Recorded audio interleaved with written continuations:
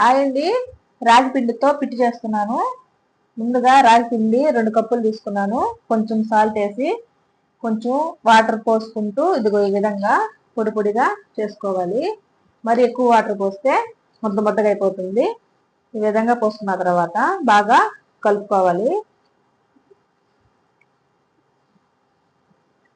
ఈ రాగి పిట్టు అనేది లేడీస్కి చాలా మంచిదండి.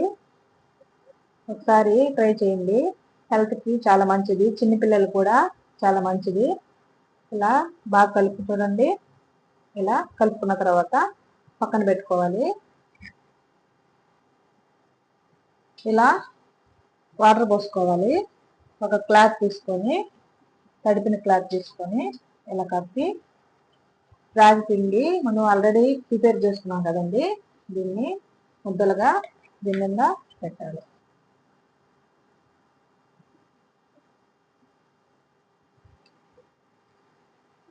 ముందుగా ఊడిపోకుండా దారంతో ఇలా టైట్గా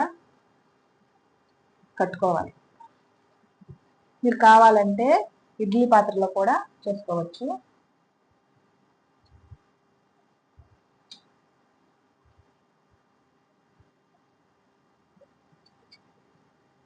ఇలా చాలా టైట్గా కట్టుకోవాలి.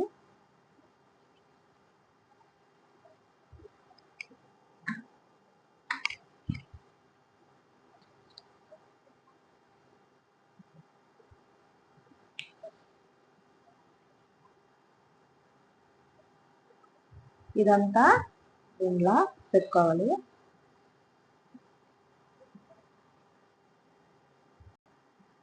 చూడండి ఇలా చేసేసుకున్నాను. ఇప్పుడు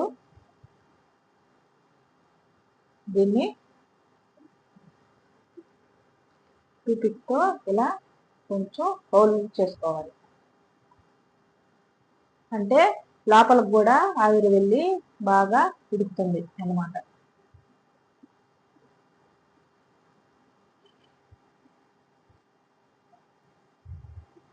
ఇలా హోల్స్ పెట్టుకున్న తర్వాత మిగిలిన క్లాత్ దానిపైన ఇలా కప్పుకోవాలి.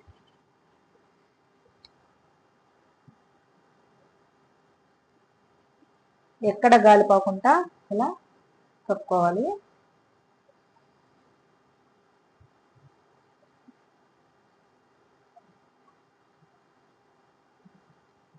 దీనిపైన ఒక ప్లేట్ పెట్టుకోవాలి.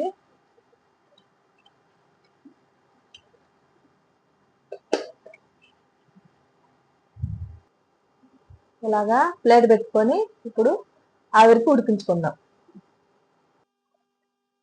హాయ్ అండి.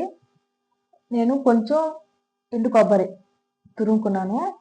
మా అబ్బాయి జీడిపప్పు బాదం పప్పు అవేం తినడు, అందుకని వీటిలోనే చిన్న చిన్న పీసులు కలిపేసి పెట్టేస్తాం అనుకుంటున్నాను. నేను ఏ విధంగా అయినా దేంట్లో అయినా ఈ విధంగా చేసి పెట్టేస్తాను. 2 ఏలక్కాయలు, ఎండు ఖర్జూరం ఇవన్నీ కొంచెం తురుముకోవాలి. ఈ 4 తీసుకున్నాను, ఇవి 4 తీసుకున్నాను, ఇవి 2 తీసుకున్నాను. అంటే నేను ఇద్దరికే చేశాను కాబట్టి అందుకని ఇవి లిమిట్గా తీసుకుంటున్నాను.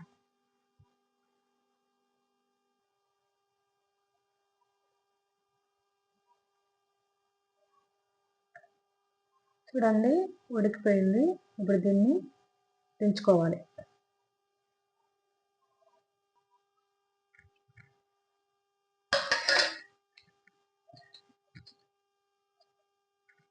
చూడండి ఈ విధంగా ఉడికిపోయిందండి.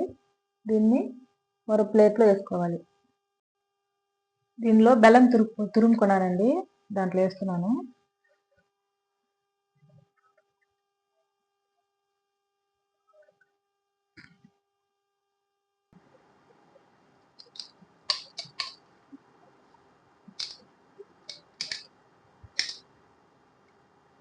చూడండి ఈ విధంగా పొడి పొడిగా చేసుకోవాలి.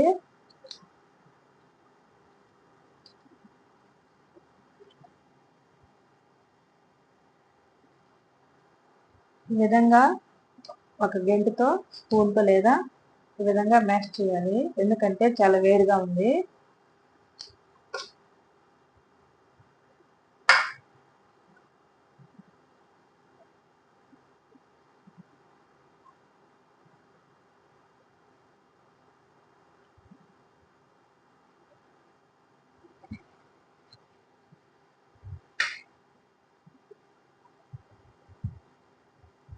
కప్పు బెల్లం వేస్తున్నాను.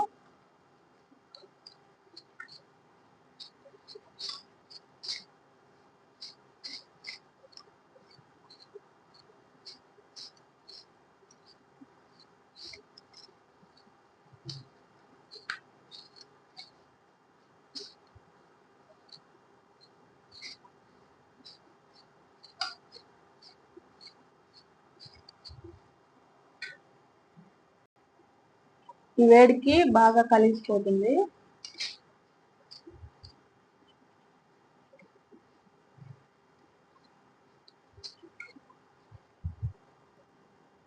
అంతేనండి, రెడీ అయిపోయింది. దీంట్లో అన్ని కలిపేసి ఇప్పుడు మా బాబుకి ఇస్తాను. ప్లీజ్ లైక్ చేసి ఫాలో చేయండి, ప్లీజ్ సపోర్ట్ చేయండి. ఇది పిల్లలకైనా పెద్దలకైనా చాలా మంచిది. ప్లీజ్ లైక్ చేయండి.